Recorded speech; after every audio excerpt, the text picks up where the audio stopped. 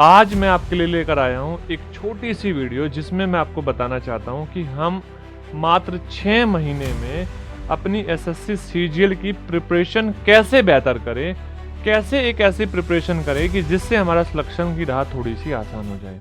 मेरे सभी प्यारे भाइयों और बहनों को नमस्कार। मैं संदीप तोमर स्वागत करता हूं आपका मैथ्स विद संदीप तोमर में। तो ये वीडियो उन बच्चों के लिए बहुत ज़्यादा ज़रूरी होने वाली है जो अपनी एसएससी सीजीएल की तैयारी स्टार्ट करते हैं और स्टार्टिंग में ही गलती करना स्टार्ट कर देते हैं। तो आइए स्टार्ट करते हैं हम अपनी इस वीडियो को। तो ध्यान से मेरी बात सुनना, बिना स्किप करे, एक एक बात आपके लिए इंपॉर्टेंट है। तो पहली चीज, अगर आप तैयारी करना चाहते हो तो सबसे पहली बात है कि आपको तैयारी करने के साथ साथ ये पता होना चाहिए कि आप किस एग्जाम की तैयारी कर रही हो और उसका सिलेबस क्या है। पॉइंट राइट डाउन कर लेना, मैं लिखाना चाहता हूं, आप लिख लेना। पहली बात, आपको सिलेबस पता हो। सिलेबस जैसे आपका, अगर आप एसएससी की तैयारी कर रहे हो तो आपको पता होना चाहिए कि एसएससी के प्री एग्जाम में मैथ्स, आपका रीजनिंग,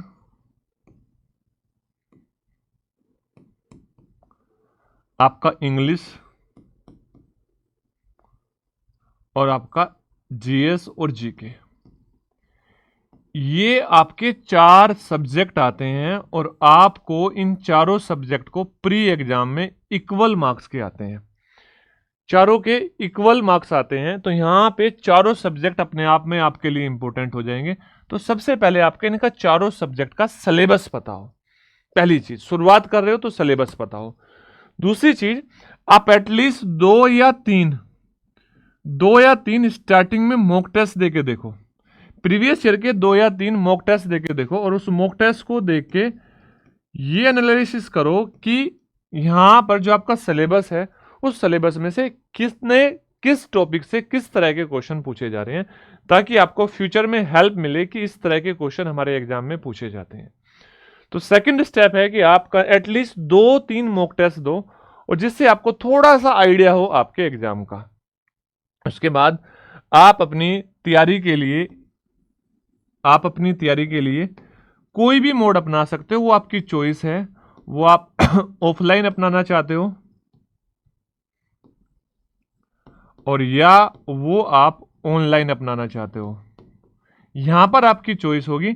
लेकिन इन ऑफलाइन और ऑनलाइन को चूज करते टाइम एक बात ध्यान में रखना, आप अलग अलग जगह मत भटकना, कहीं एक जगह अच्छे से चूज करना। जो भी आपकी चॉइस है वो, मेरी इसमें कोई अलग से गाइडेंस नहीं है कि आप इसको चूज करो या ऑफलाइन चूज करो या ऑनलाइन। देखो, जो बच्चे कमजोर हैं उनके लिए तो जरूर है, जो बच्चे कमजोर है वो एटलीस्ट एक बार तो अपने लिए ऑफलाइन कोचिंग को प्रेफर करो, क्योंकि ऑनलाइन कोचिंग में आप अपने डाउट्स नहीं पूछ सकते। तो पहली बात है कि आप, जो बच्चे कमजोर है, एक बार आप ऑफलाइन को प्रीफर करो, उसके बाद आप ऑनलाइन को प्रीफर कर सकते हो। तो यहां से पहला स्टेप आपने, उसके बाद अपनी कोचिंग चूज कर ली और उसके बाद आप अपनी पढ़ाई स्टार्ट करो एक गाइडेंस में, या तो वो ऑफलाइन गाइडेंस हो या वो ऑनलाइन गाइडेंस हो। गाइडेंस को बार बार चेंज मत करो कि आप आज इस टीचर से पढ़ रहे हो, कल इस टीचर से पढ़ रहे हो। उस गाइडेंस को कभी भी मत चेंज करो और फोकस रहो। क्लास में फोकस होके पढ़ो। अगर फोकस नहीं है तो आप चीजों को नहीं सीख सकते मेरे भाई। अब जैसे मैं एग्जाम्पल के तौर पर मैथ के बारे में बताना चाहता हूं। मान लो आपने अपनी तैयारी स्टार्ट की। पहले तो मैं आपको बता दूं कि चारों के चारों सब्जेक्ट, ये जो चारों सब्जेक्ट है, आप चारों सब्जेक्ट एक साथ तैयार नहीं कर सकते, क्योंकि इतना टाइम आपके पास नहीं होगा। एटलीस्ट मान लो अगर आपको मैथ तैयार करना है तो कम से कम 3 घंटे आपको एक सब्जेक्ट को देना ही होगा, कम से कम 3 घंटे। और 3 घंटे दोगे तो 3 या 9, 3 चौक 12, टोटल 12 घंटे आपको कम से कम पढ़ना है, जो स्टार्टिंग में आपके लिए थोड़ा सा डिफिकल्ट होगा। बट मैं आपसे कहना चाहता हूं, फर्स्ट फेज में आप अपने 2 सब्जेक्ट चुनो। एक ऐसा सब्जेक्ट जिसका कोर्स छोटा हो और थोड़ा सा आसान हो, जो कि आपका रीजनिंग सब्जेक्ट है।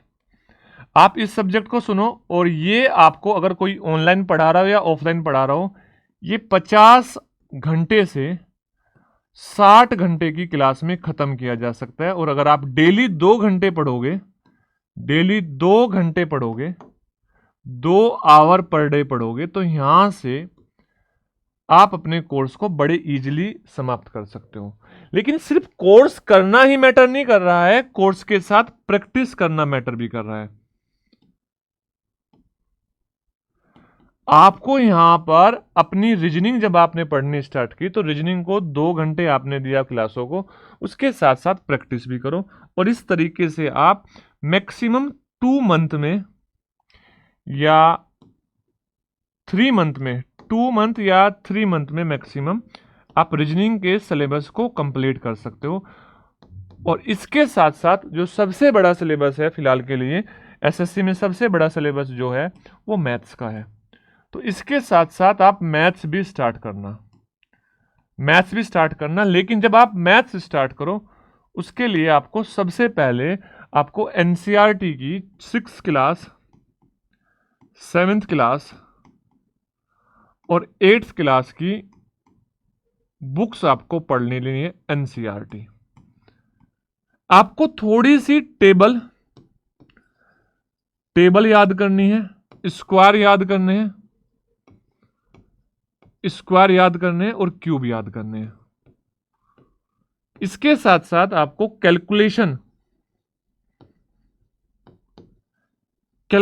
पर कमांड बनानी है। मैं आपको बता दूं बेटा, जब टीचर पढ़ा रहा होता है, टीचर जब कोर्स स्टार्ट करता है, तो वो कैलकुलेशन पर इतना फोकस नहीं कर पाता है। तो आपको ऑलरेडी ये कैलकुलेशंस आनी चाहिए, क्योंकि जब हम कोई कैलकुलेशन, मान लो फॉर एग्जांपल किसी बच्चे को 17 × 17 × 7 119 टीचर ने तो लिख दिया, लेकिन आप 17 × 7 तक वहां तक नहीं पहुंच पा रहे हो, तो आप उसकी स्पीड को फॉलो नहीं कर पाओगे।